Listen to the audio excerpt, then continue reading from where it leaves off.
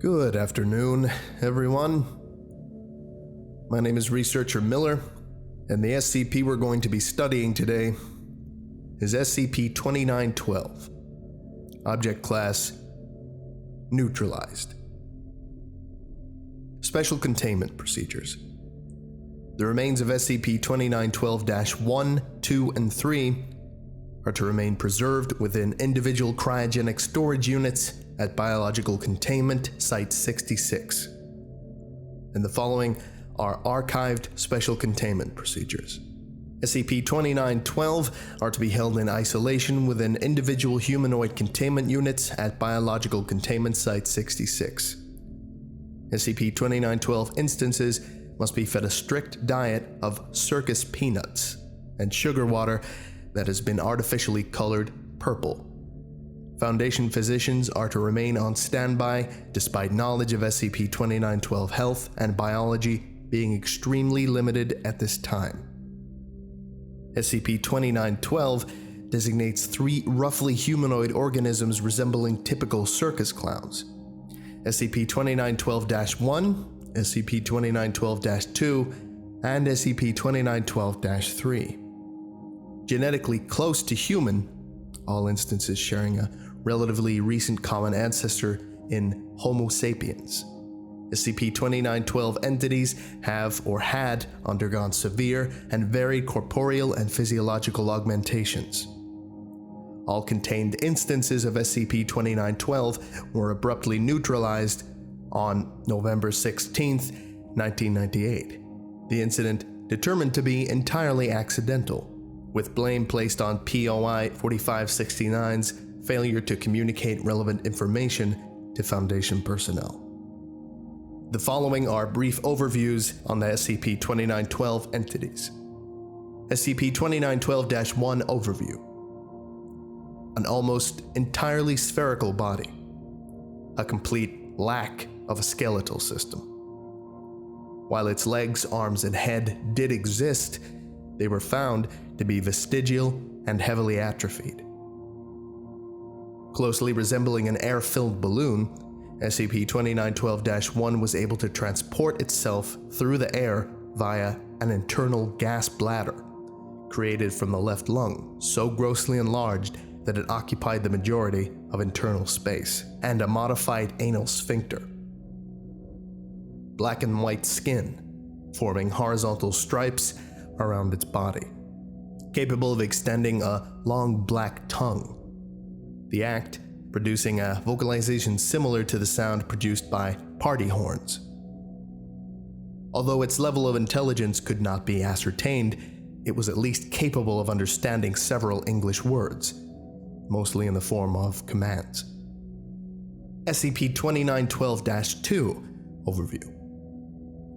An unusually tall, 2.56 meters, and spindly, with the exception of its left hand and abdomen, which both appear bloated, human organism. Capable of producing music from its asymmetrically and disjointed body.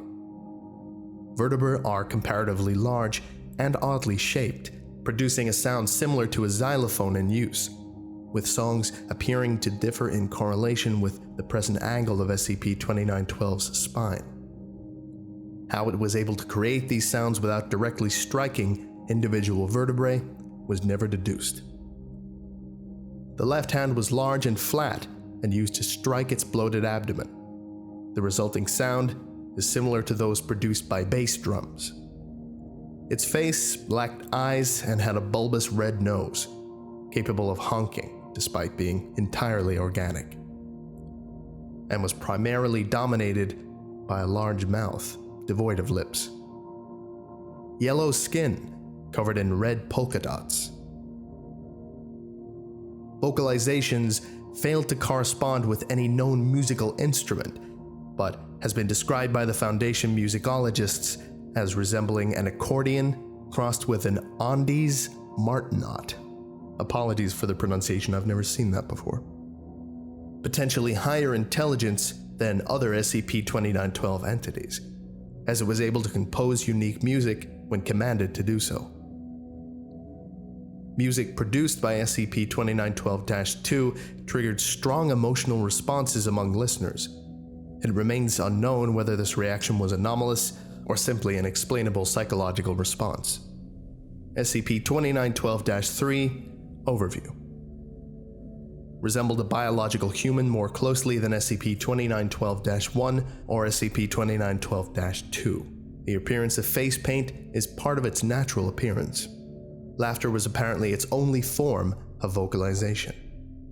This noise represented a cognitohazard and triggered uncontrollable laughter among its listeners, lasting for 6 to 32 hours. An ability to create cream pies, seemingly out of thin air. It is speculated that nearby matter was transmuted and teleported to SCP-2912-3 in the form of cream pies.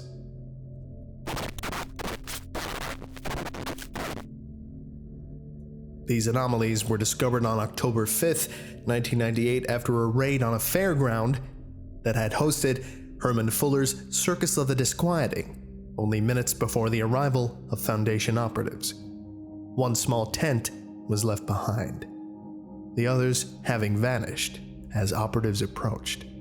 Inside were SCP-2912-1, -2, -3, and POI 4569. The following is interview POI 4569. Please explain what you were doing prior to your apprehension. Listen, fuckface. I don't go to your job and pull the anomalous cock out of your ass. I got work to do. And Mr. Fuller ain't exactly the most patient bloke. So, you're a member of Herman-Fuller's Circus of the Disquieting. Yeah, what's it to you? What is your profession? Clown breeder.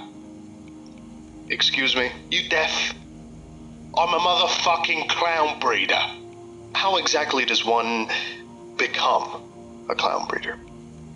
My father was a clown breeder. My father's father was a clown breeder. My father's father's father, well, he was a horse beater. And what does this job actually entail? You that fucking stupid? It's in the goddamn name. Enlighten me. I breed clowns. I see. Is this an old profession? You mentioned your father and your grandfather. Well, in the real old days, you didn't have no breeders. Back then, the best we had was child breakers. Child breakers? What? You think all freaks are just born that way? Body does a lot of growing when young. Just gotta help it along a certain path. Course. Back then, you could only make a hunchback.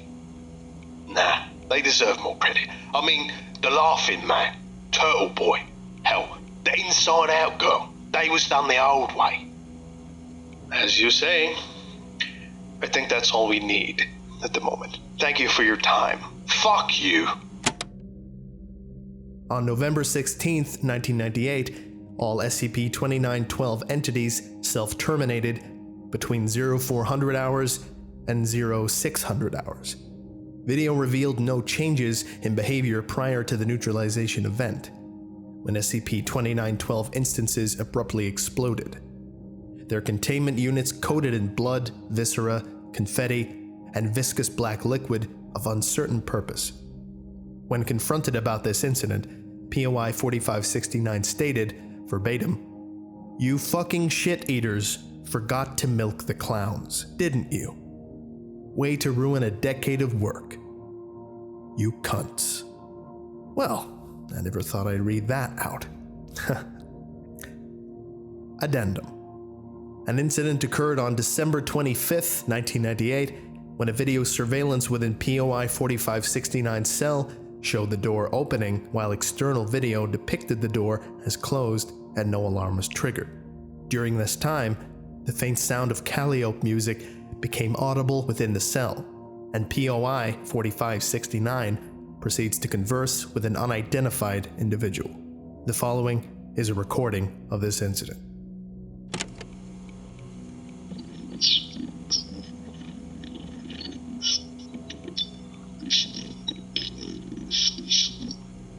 About time you got here.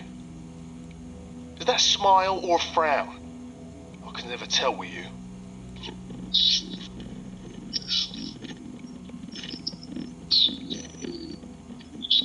A liability? Come on, I'm the best fucking clown breeder you got. And Mr. Fuller knows it. The unidentified individual then briefly entered the cell. They appear muscular, but further details are obscured by a cloud of what appears to be smoke, which permeates the cell via the anomalous doorway. POI 4569 cried for help, but security personnel were unable to reach him in time. An autopsy revealed that his cause of death was acute myocardial infarction, more commonly known as a heart attack. Okay, that about does it for our lecture today. Thank you very much for listening. You are all dismissed. Goodbye. I would like to give a special thank you to André Bechert.